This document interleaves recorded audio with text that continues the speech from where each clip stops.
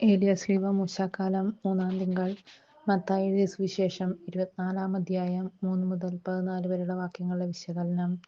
വേദനകളുടെ ആരംഭം. യഹൂദന്റെ ശക്തിയുടെയും ഐശ്വര്യത്തിന്റെയും പ്രതീകമായ ദേവാലയത്തിന്റെ നാശം ലോകാവസാനമാണെന്ന് വിശ്വസിക്കപ്പെട്ടിരുന്ന ഒരു കാലം. അങ്ങനെയുള്ള ഈ ദേവാലയം കല്ലിൽ കല്ല് ശേഷിക്കാതെ തകർക്കപ്പെടും എന്ന പ്രവചനം ലോകാവസാനത്തെക്കുറിച്ചുള്ള പ്രവചനമായിട്ടാണ് ഞരമ്പിൽ യഹൂദ രക്തമോടുന്ന ശിഷ്യർക്ക് തോന്നിയത്. അത് എപ്പോൾ സംഭവിക്കുമെന്ന് അതിന്റെ അടയാളങ്ങൾ എന്തെല്ലാമെന്നും അവർ അവനോട് ചോദിച്ചു.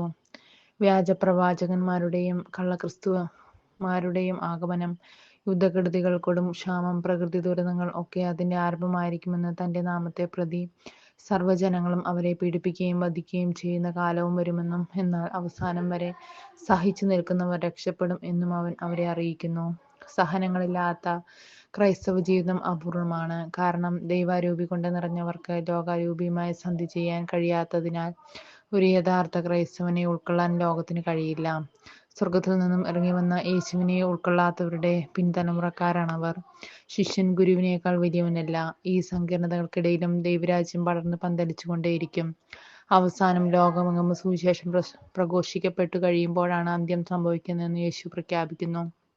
ദൈവത്തിൽ നിന്നും പുറപ്പെട്ടു വന്നവർ വീണ്ടും ദൈവത്തിൽ തന്നെ സമന്വയിപ്പിക്കണം എന്നതാണ് ദൈവിക പദ്ധതി. ഈ ദൈവിക പദ്ധതിയിൽ എല്ലാ മനുഷ്യരെയും പങ്കാളികളാക്കാനുള്ള ദൗത്യമാണ് സുവിശേഷ പ്രഘോഷണം. കാരണം ദൈവത്തിന്റെ അനന്തകാരണത്തിൽ പങ്കാളികളാകാൻ എല്ലാ മനുഷ്യരും അർഹരാണ്.